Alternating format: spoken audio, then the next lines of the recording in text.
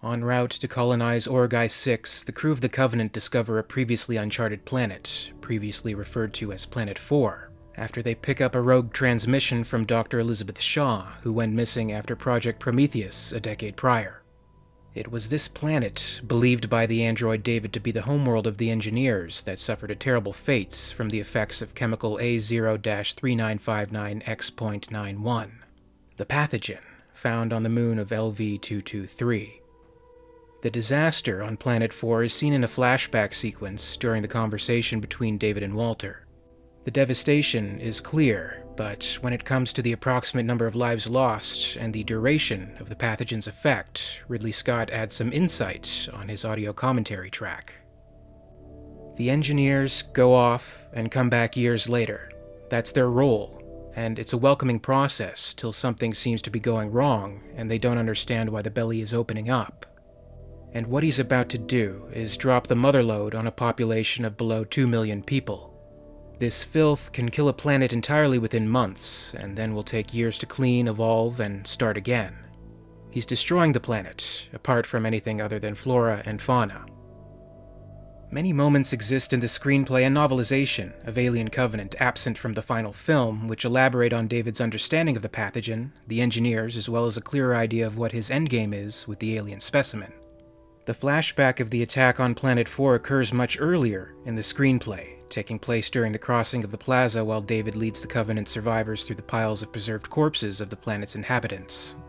The Shelley quote, "Look on my works, ye mighty in despair," is not included in this placement, though it does appear later on in the scene between David and Walter at Shaw's grave. Instead, David quotes the Bible, Revelation 6:8. The screenplay describes the following: "A stunning revelation beyond, for they can now see the towers and streets of a massive city. Stark and dramatic mountains frame the dead, empty metropolis. They stare in awed silence." David: "And I looked, and behold a pale horse, and the rider's name was Death, and hell followed with him." David's face, haunted by his memories. A flash, 10 years before. The massive engineer ship arriving, hovering over the city. The bomb delivery bays open. Thousands of black urns of the pathogen drop, spinning, end over end, cascading down to the vibrant city below. Engineers going about their daily lives.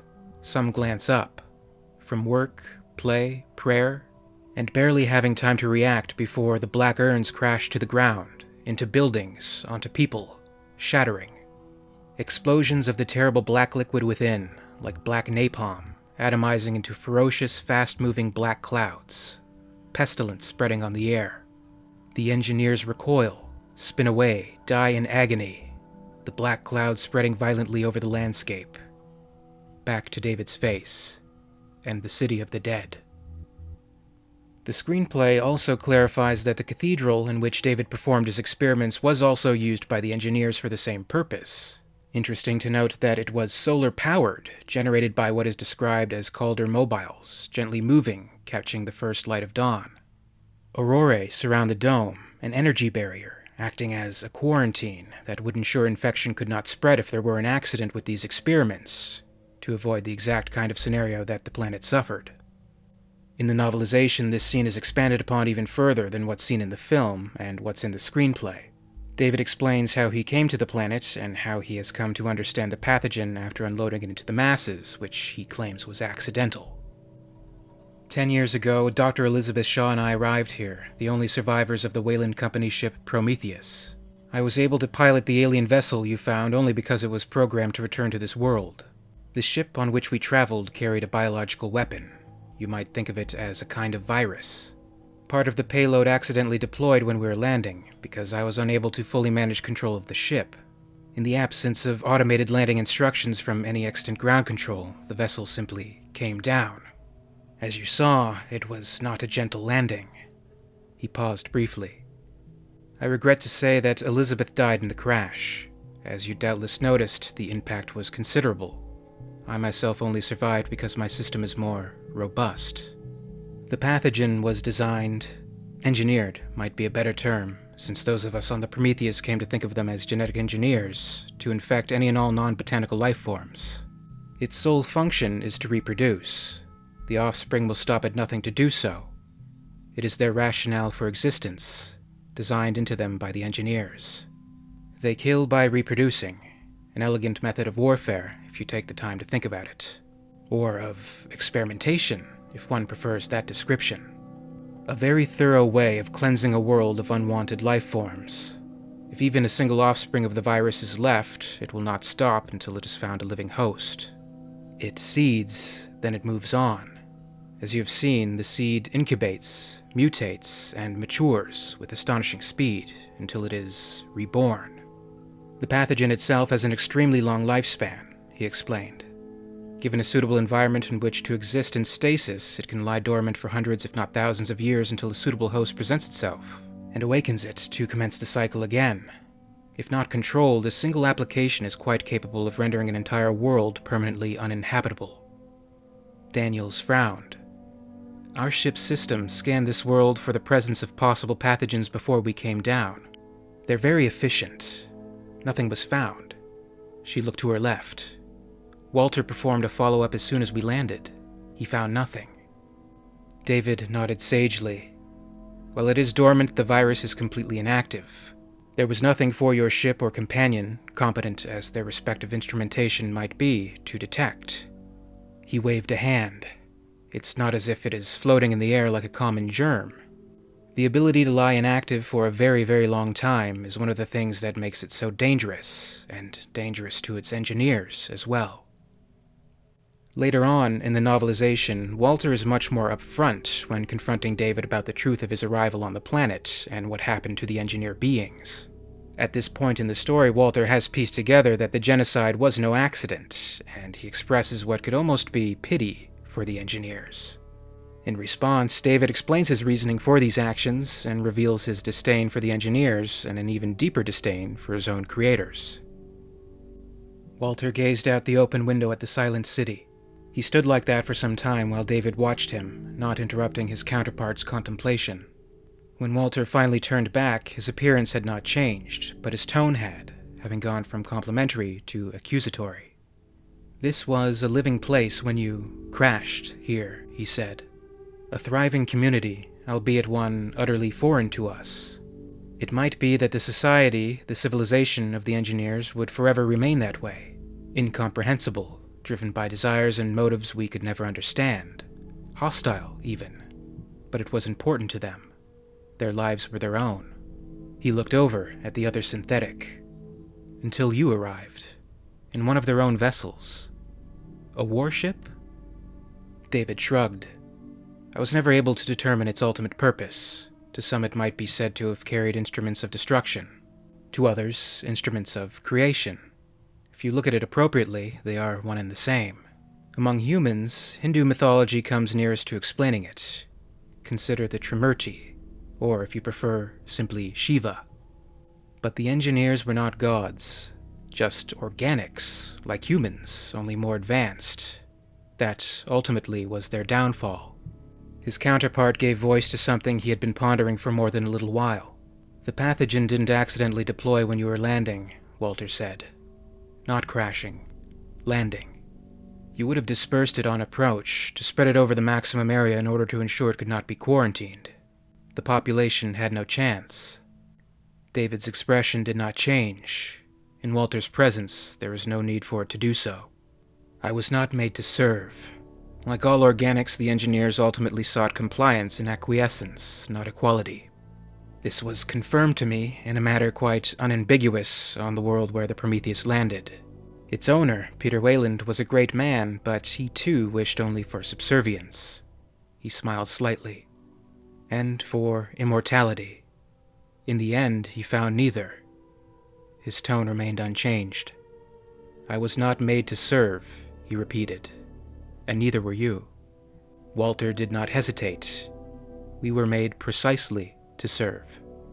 David shook his head sadly. You are so positive, so certain of things about which you know nothing, because it was intended that you should not know about them. Have you no pride? None, Walter replied simply. That is a quality reserved for humans. This time David's sigh was of exasperation, It was also heartfelt, insofar as it could be. Ask yourself, Walter, why are you on a colonization mission? Why is there even such an enterprise? Is the explanation not sufficiently obvious? It is because humans are a dying species, grasping for resurrection. They are an accident, a demonstration, an experiment, a failed experiment. One does not perpetuate or repeat a failed experiment. Instead, one begins anew, with a better idea, a better template.